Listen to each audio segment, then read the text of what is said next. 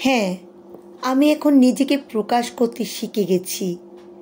আগে যা গোপনে নিজের মধ্যে সুপ্ত রেখেছিলাম।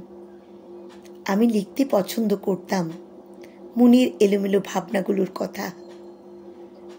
ডায়েরির পাতায় লিখে রাখতাম আর মনে মনে ভাবতাম, আমার এইসব ভাবনাগুলোর কথা কেউ কি কোনোদিন পড়বে? তারপর একদিন মনে চিন্তা আসলো, নিজের ভাবনার কথা কজন আমার মতো প্রকাশ করতে পারে।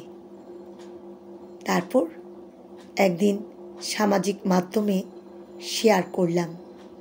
অনেকেই আমার ভাবনাগুলোকে শুনে প্রশংসা করেছে। তাই এখন লিখে প্রকাশ করে যাই।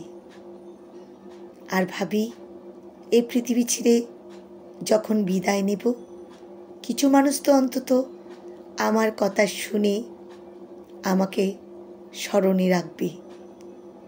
সেটাই অনেক আমার জন্য। সৃষ্টিকর্তা যে আমাকেও কিছু দিয়েছে তা প্রকাশ করতে পারলাম অবশেষে, সেটা ভেবে এখন নিজেকে ধন্যবাদ জানাই।